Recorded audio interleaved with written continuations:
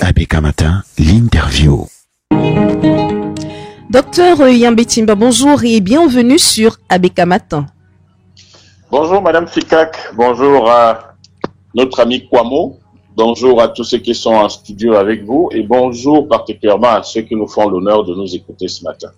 Nous faisons la part belle dans notre entretien de ce jour à la doctrine du financement public du Cameroun de demain. Vous voulez ici faire allusion aux principes de base sur lesquels devrait s'appuyer la politique de financement public. Avant de nous faire des propositions pour l'avenir, docteur, définissons déjà avec vous cette politique de financement public et essayons de faire son état de lieu dans notre pays.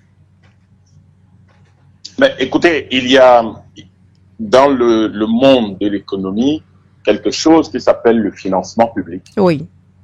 Et qui va donc consister tout simplement à rechercher les moyens de financer les projets de croissance, de développement et d'innovation que le pays se donne et qui vont permettre de concrétiser des ambitions politiques et des ambitions de puissance que le pays se donne. Dans le cas du Cameroun, ou de manière générale d'abord, cette politique ou si vous voulez, la recherche de financement public intègre un certain nombre d'aspects, parmi lesquels la fiscalité, parce que l'État va faire des prélèvements, on va structurer des prélèvements au niveau de toute l'activité économique et auprès de tous les opérateurs économiques pour pouvoir se financer. Et c'est un financement qui concerne naturellement, il faut le comprendre, le fonctionnement de l'État lui-même, mais également les projets qu'il peut avoir. Nous avons besoin de savoir que, par exemple, ça va jouer de manière très importante sur les impôts. Comment l'État structure les impôts pour s'assurer de se financer, mais sans asphyxier les opérateurs économiques, les entreprises, les ménages, etc. Les travailleurs, les salariés, particulièrement, etc. Et donc, il faudrait qu'on sache clairement au Cameroun comment l'État peut se financer. Nous avons un projet de loi en cours. En réalité, c'est le prétexte pour notre échange de ce matin. Oui. Qui s'appelle un projet de loi sur la fiscalité locale.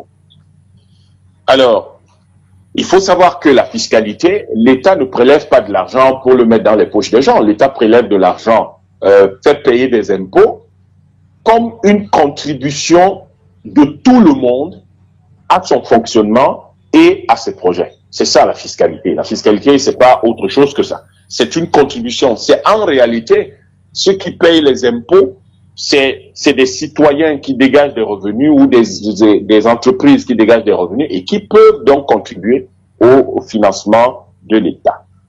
Le problème, c'est que c'est une approche dépassée qui conserve une certaine, opérationnalité. L'État continuera toujours à prélever, mais considérer que lorsque l'État a des problèmes de financement, l'essentiel de ses sources de financement, c'est les impôts, c'est une faiblesse en termes de conception de la gestion de l'État.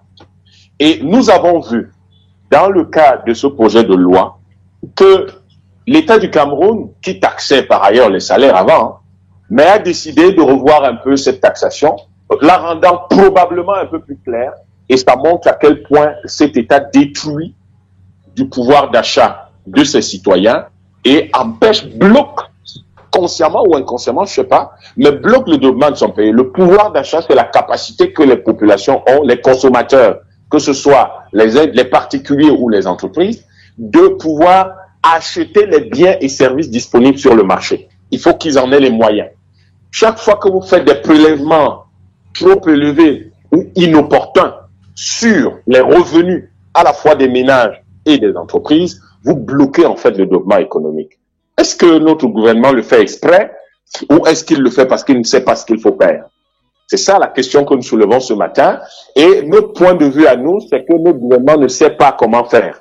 Et comme il est bloqué et qu'il n'y a même pas de proposition alternative de la part de ceux qui sont en train de le challenger, le gouvernement s'enfonce dans des choses qui sont parfaitement inutiles et qui vont qui auront pour conséquence éventuelle de provoquer le soulèvement populaire. Et je crois que c'est une chose contre laquelle nous devons tous lutter. Oui. Il n'est pas bien que notre pays sombre dans des contestations, dans des soulèvements. Ce n'est pas une bonne chose. Oui. Il faut plutôt qu'on organise les forces productives de notre pays afin de pouvoir construire le développement de notre pays et de la sous-région et la puissance de notre pays et de la sous-région.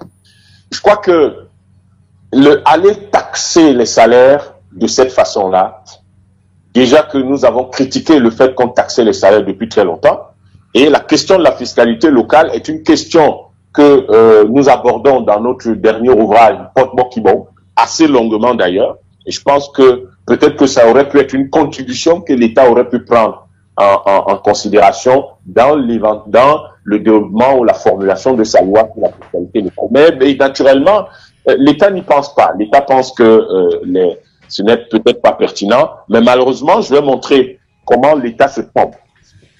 Si vous voulez avoir une fiscalité locale pertinente et sortir de l'ineptie économique et politique qu'on nous a présenté comme étant le projet de loi de fiscalité locale, si vous voulez avoir une fiscalité locale pertinente, vous avez 3 préalables au niveau du Cameroun que vous devez réaliser. Si vous ne réalisez pas ces préalables d'un point de vue technique, d'un point de vue financier et d'un point de vue de la science économique, et pire, plus encore, d'un point de vue d'une politique souverainiste et nationaliste, du point de vue d'une politique de développement du Cameroun, pas de lutte contre la pauvreté, mais de développement du Cameroun, si ces 3 préalables ne sont pas réalisés, vous ne pouvez pas développer ce pays. Le premier préalable, c'est la propriété foncière. Si l'État dit, je vais me financer par les prélèvements sur les salaires, des choses qui ne rapportent pas grand-chose comme ça, et qui créent une grogne sociale et une grogne et qui ont un impact sur l'emploi, et amène les chefs d'entreprise à s'interroger sur ce que l'État veut vraiment faire, eh bien, vous n'y arrivez pas. La question de la propriété des terres par les propriétaires historiques, dont la restitution de la propriété de la terre, permettrait de créer de vraies ressources longues pour financer l'économie. Je l'ai longuement expliqué dans mon ouvrage, je l'ai déjà expliqué plusieurs fois, et j'ai le sentiment que l'État ne voit pas où on va. Là où on va, je vais prendre 2 petits exemples simples. C'est que cette propriété foncière par les propriétaires terriens historiques, non seulement ça crée du développement, ça sort les gens de la misère, et c'est une action de paix. Si vous prenez le sud-ouest et que vous décidez que toutes les entreprises qui ont de grandes plantations là-bas, les industries qu'on a installées, que les gens qui sont là-bas, qui ont ces terres, ont 20% du capital de ces entreprises sous la forme d'un apport en capital parce que les entreprises sont sur leur terre, oui, on n'aurait plus la guerre là-bas. On va finir demain parce que ces gens vont dire, si nous avons 20% de n'importe laquelle des entreprises ici, ça nous assure des milliards chaque année. Donc, on ne veut pas que des gens viennent nous jeter du sable dans le tapioca. Il n'y aura plus de guerre là-bas. Parce que chaque fois que vous entendez les gens contester un système, c'est souvent un cri de famine, parce que c'est souvent un cri de famine, les gens ont faim, ou alors c'est souvent un cri contre une répartition injuste. C'est ça la politique. Donc, il faut qu'on restitue les terres, la propriété des terres, non pas à un État qui existe depuis 60 ans, qui n'a conquis aucune terre, qui ne l'a acheté à personne, mais plutôt aux propriétaires historiques auxquels ces terres ont été arrachées par les Allemands, puis par les Français et les Anglais. Vous leur restituez leurs biens historiques et vous allez voir, ça va générer des ressources et ça va créer la paix, ça va créer beaucoup plus d'emplois parce que ces gens ayant de l'argent qu'ils tiennent par leur participation à ces entreprises vont créer beaucoup plus d'emplois. Et le mythe des histoires de le plus grand employeur après l'État du Cameroun, ça va tomber tout seul parce que ces gens vont créer 10, 20 fois plus d'emplois que ces plus grands employeurs virtuels qui payent les gens à 30 000 ou à 40 millions, on les appelle des employeurs. C'est pas des employeurs. Si vous payez 40 000 francs à quelqu'un, vous n'êtes pas un employeur parce que vous lui donnez rien du tout, il peut pas vivre avec ça. Donc, on peut pas considérer que vous êtes le 2e plus grand employeur du pays. La propriété de la terre.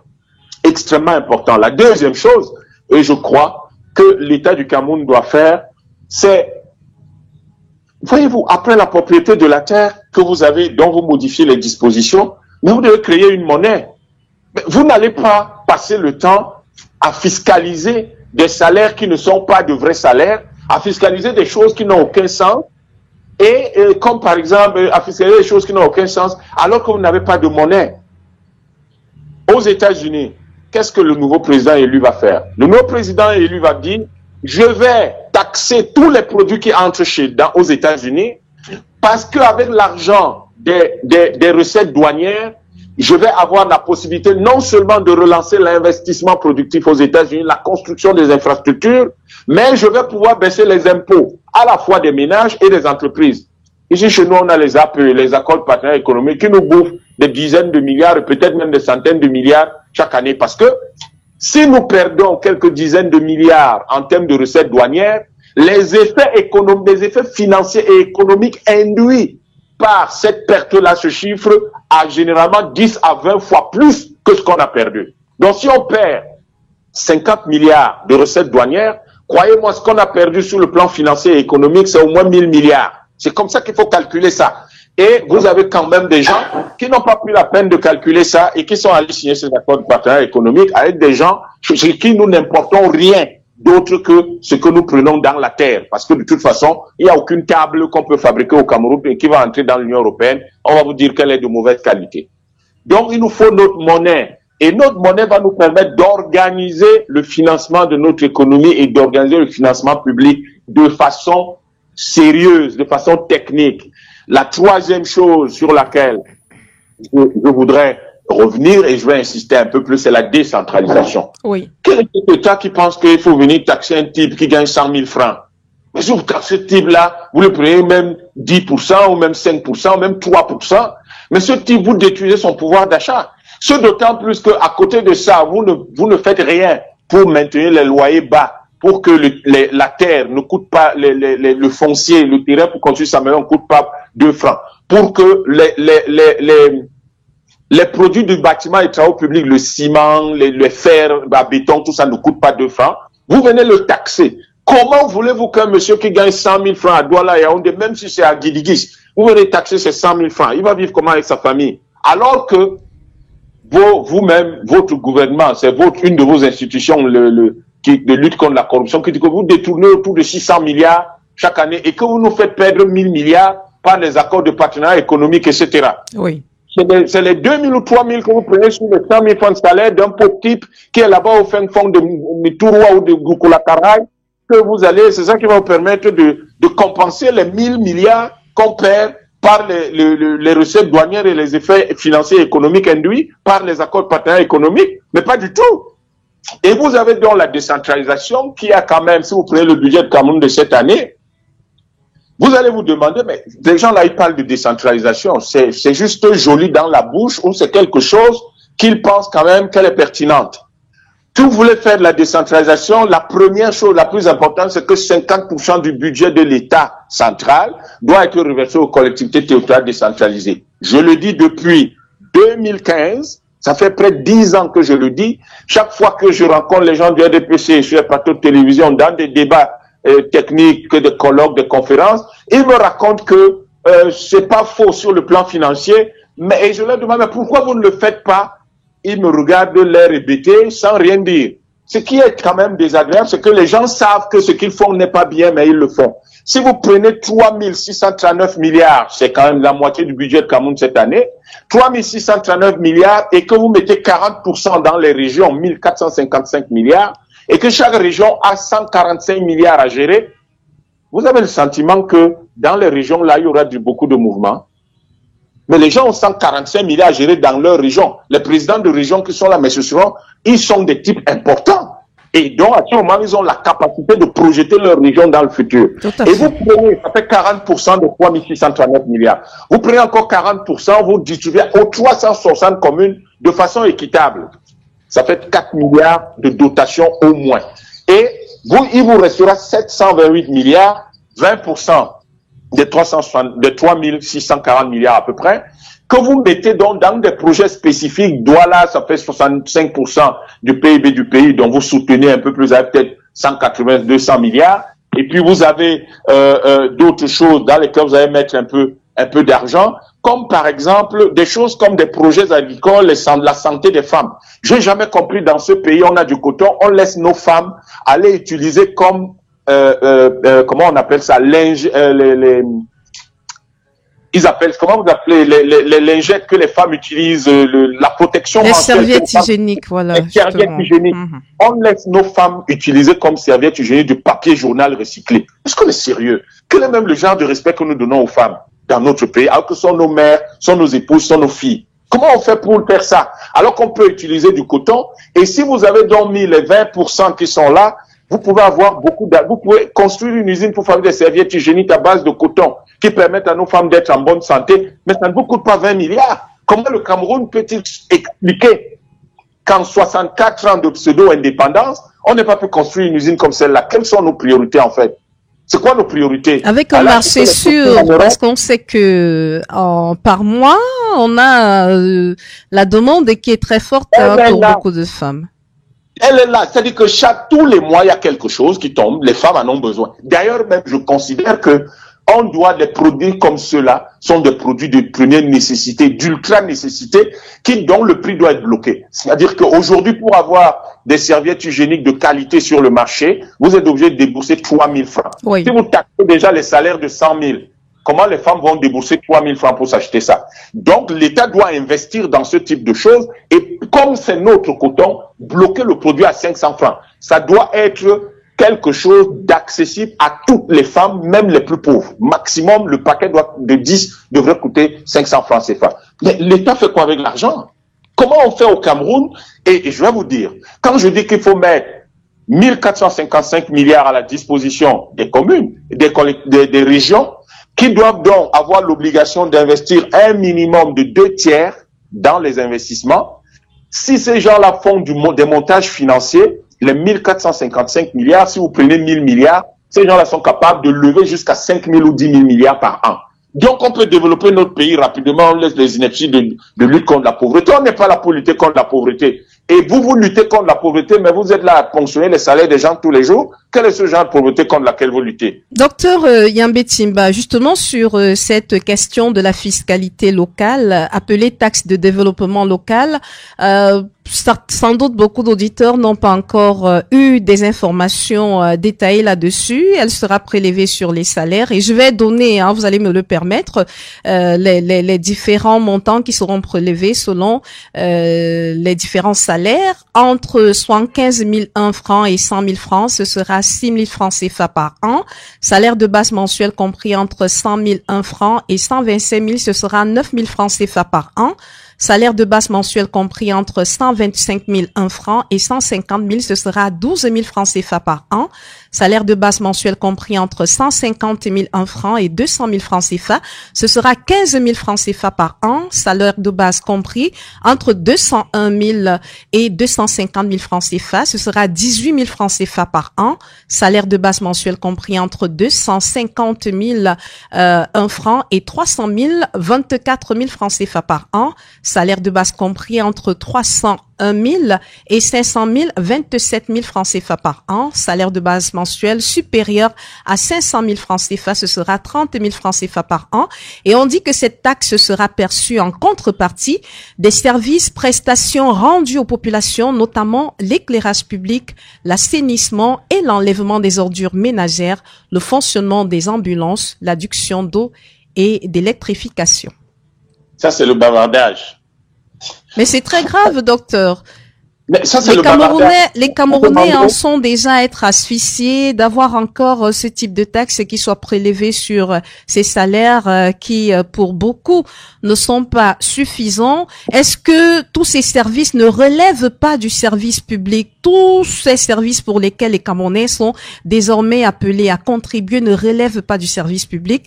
Est-ce que les Camerounais, après avoir déboursé ces taxes-là, devront avoir accès à des services gratuits dans les hôpitaux, par exemple, ou alors en ce qui concerne l'eau ou la fourniture de l'eau ou de l'électricité? Tout ça, c'est le bavardage.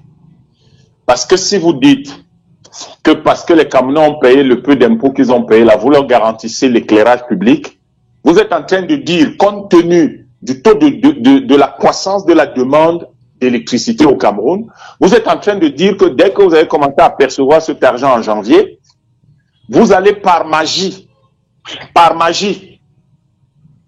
donner aux Camerounais 12 000 mégawatts d'électricité. 12 000.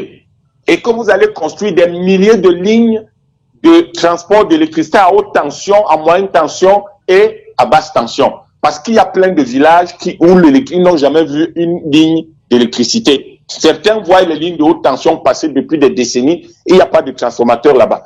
Il faut que notre gouvernement arrête de cela raconter, hein, qu'ils arrêtent de pomper l'air là où ça n'a pas d'importance. Vraiment, vous n'avez même pas besoin d'en arriver là. Comment vous allez faire pour que le type si quelqu'un paye ses impôts en janvier et que le 31 janvier, il n'a pas d'électricité, il porte plainte à l'État du Cameroun, vous allez gérer ça comment? Comment vous allez garantir ça? Alors que vous n'arrivez même pas à assurer l'électricité dans les grandes villes seulement. Mais vous êtes là en train de dire que c'est en contrepartie. Vous savez ce que ça veut dire sur le plan légal? Contrepartie veut dire si j'ai payé, vous me donnez. Oui. C'est ça que ça veut dire. Si vous ne donnez pas, c'est un dol. Ça veut dire que c'est un abus de confiance. C'est du vol. Comment est-ce que l'État du Cameroun peut se permettre de telles formulations? Ils vont y arriver comment? On va faire de l'assainissement. L'État du Cameroun a calculé, les gens qui ont rédigé cette espèce de brouillon-là, est-ce que ces gens ont essayé de calculer dans une ville comme Douala quel est le coût de l'assainissement pour que toute la ville soit assainie? Est-ce qu'ils ont essayé de calculer ça? Dans une ville où vous avez les poubelles partout, ça pue partout, les marécages partout, les gens ont construit n'importe comment partout, il y a des inondations à la moindre pluie. Ils ont calculé ça et ils disent que c'est la contrepartie lorsqu'un type a payé 6 000 par an. Même si on leur donne une année, ils vont régler ça. Quel est ce genre de niveau? Quel est ce niveau d'incompétence? Quel est ce niveau d'incompétence à la tête de l'État? Comment on fait pour n'avoir que des types aussi incompétents à la tête de l'État, qui dirigent l'État du Cameroun? Mais est-ce que la priorité n'est pas le prélèvement justement de ces taxes? C'est la priorité, mais après, ce qu'on a promis, on ne se sentira pas forcément obligé de le respecter. Non, c'est pas une Dr. Yametimba. Madame, ce n'est pas une promesse, c'est une loi. Oui. Est-ce que vous comprenez la différence là, non? Oui, c'est une loi. Oui. La loi veut dire que l'État est tenu de le faire. C'est ça la loi. C'est ce que la loi veut dire. Comment est-ce que des gens qui sont sérieux, qui vivent au Cameroun, parce que je voudrais croire que ceux qui ont rédigé ce truc-ci là, ils vivent quelque part aux îles Fidji, ils ne connaissent pas le Cameroun. Comment un type qui vit au Cameroun a-t-il pu écrire une chose pareille? Comment? Mais vous vous demandez, mais les gars, ils dorment ou alors ils se plaisent ils écoutent de la musique pendant qu'ils écrivent ce truc-là, ils sont sur les réseaux sociaux. Qu'est-ce qui a pris des gens à rédiger une chose pareille? Pour qu'on ait de l'électricité dans les 10 capitales de région, les 58 capitales de département, je ne vais pas parler des 360 communes, hein. Les 10 capitales de région, les 58 capitales de département, il faut que l'État du Cameroun puisse, dès l'année prochaine, avoir 12 000 mégawatts. On est là depuis 64 ans, on a à peine 1500 mégawatts. On va avoir 12 000 mégawatts en un an. Qui a écrit ça? Et puis, qui vous a dit que c'est en prélevant ça qu'on va avoir ces services? C'est quoi cette indexation? Par contre, si vous faites ce que j'ai proposé en premier, si vous dites que toutes les entreprises, les populations au niveau local devraient pouvoir bénéficier par leur terre entre 20 et 35% du capital, si vous faites ça le 31 décembre 2024, si vous prélevez toutes les entreprises, on modifie tout ça avant la fin de l'année, les populations au niveau local vont recevoir un minimum de 5 000, de quelques milliers de milliards, peut-être 2 000 ou 3 000 milliards, parce que c'est ça que ça va rapporter à tout le monde. Si les populations ont de tels montants, 1 000, 2 000 milliards, grâce au fait que leurs terres ont servi d'apport en capital, même si c'est seulement 100 milliards, l'avantage c'est que si vous avez 100 milliards de trésorerie, vous êtes capable au niveau international de lever au moins 1 000 milliards. Ça peut servir à investir dans des infrastructures puissantes, dans de grosses infrastructures. Mais vous êtes là, vous bavardez sur quelque chose, on sent qu'en réalité, tout vous échappe, vous n'avez rien compris, vous ne réfléchissez même pas. Vous n'avez même pas pris la peine de réfléchir, en fait, aux conséquences de ce que vous écrivez. Et comment, docteur Yambé Timba, les Camerounais doivent se réadapter dans un contexte comme celui-là? Les mêmes Camerounais ont subi l'augmentation du prix du carburant à la pompe. Les Camerounais ont subi l'augmentation du prix du transport. Les mêmes Camerounais subissent, il y a de cela quelques jours, l'augmentation du prix du kilowatt par heure de l'énergie électrique. Et à présent, en 2025, on en est à parler d'un projet de loi qui va sans doute passer pour ce qui est de la loi des finances 2025 portant sur la fiscalité locale. Et là, les salaires des Camerounais seront encore taxés. Comment est-ce qu'ils doivent faire? Parce qu'ils sont finalement débordés. Peut-être que pour une fois, les Camerounais vont sentir que ça concerne tout le monde, que ce n'est plus l'affaire de quelques-uns, et qu'il est important de préserver l'équilibre de nos familles. Parce que je ne comprends pas. Pour des gens qui ont quand même 40 ans à peu près, 40, 50 ans, la plupart des gens qui ont les plus hauts responsables dans nos pays, ils ont tous plus de 50 ans. Ça veut dire que ces gens ont vécu la période de la dévaluation. Je crois qu'ils se souviennent, moi j'étais adolescent, ils se souviennent que dans les années 90, quel a été l'impact de la dévaluation sur le Cameroun? Ça a d'abord été la baisse des salaires, et la baisse des salaires, ça a provoqué des dépressions, des divorces en masse, des suicides, un gros exode, une grosse émigration des Camerounais, une très importante émigration des Camerounais, et ça a provoqué quelque chose que beaucoup des jeunes aujourd'hui ne savent pas. On appelait ça à l'époque les coupeurs de route, on appelait le banditisme systémique, oui, à Douala. On a dû créer à l'époque ce qu'on a appelé le commandement opérationnel pour gérer le banditisme. Parce qu'à l'époque, les choses étaient tellement difficiles que la plupart des jeunes devenaient des bandits et braquaient partout. Il faut que les gens qui dirigent l'État du Cameroun ne fassent pas comme si le Cameroun commence en 2024. Hein. Le Cameroun, ça a commencé depuis longtemps. Et les conséquences, ce qu'ils sont en train de faire là, ils ne se souviennent pas que quand on a adopté le Code du travail en 92, ce mauvais Code du travail que nous avons aujourd'hui et qui tue les salariés, qui tue les travailleurs, quand on a adopté ce mauvais Code du travail, est-ce qu'ils se souviennent des soulèvements que ça a provoqué au Cameroun? Et là, vous venez taxer les salaires des gens qui sont déjà des salaires d'une médiocrité, à se demander comment on fait même pour... C'est-à-dire comment les gens ont le courage de donner de tels salaires aux gens. Vous ne comprenez même pas. Et je crois qu'il est temps pour les Camerounais de se dire, OK, là, c'est bon. Il faut vraiment que l'année prochaine, on change tout ça. Parce que si on ne change pas ça, ça va aller de mal en pire. C'est-à-dire que vous avez l'impression que chaque Pour jour... sortir, docteur, oui. En une minute.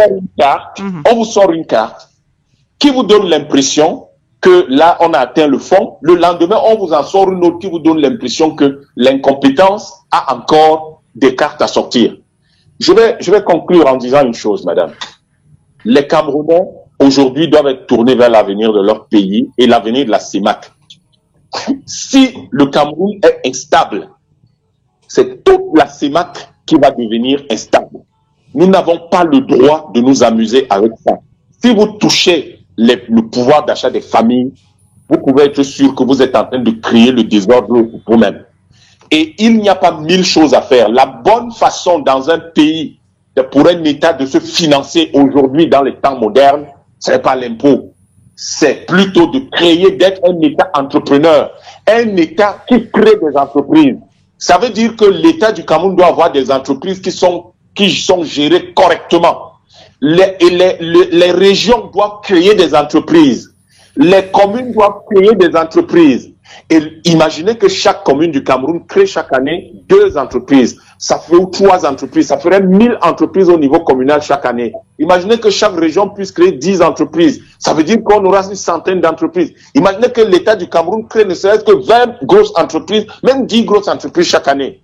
C'est ça. C'est comme ça que les États modernes se financent. Les États modernes, les prélèvements sur les salaires, les entreprises privées, tout ça, les petits trucs, c'est un appoint. On se finance aujourd'hui en générant de l'argent.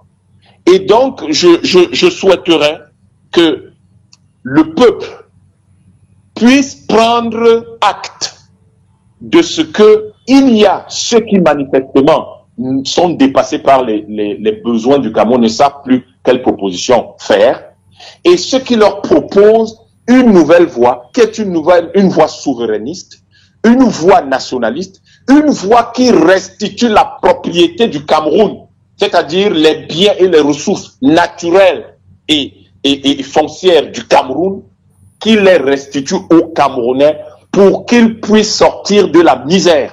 Merci. Parce que si vous aviez dans la région de l'Est tout ce qui est là-bas, mines, exploitation forestière, barrages, etc., si ces gens avaient 20% de tout ça, vous pouvez être sûr qu'ils seraient sortis de la misère depuis une éternité et nos entreprises seraient beaucoup mieux gérées parce que les gens qui sont propriétaires des terres sont membres, sont parmi les actionnaires et veillent au grain.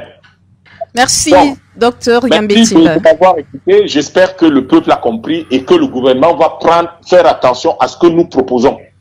Merci. Bonne journée à vous. Docteur Yambé Timber, invité ce matin de Sidonie Fika.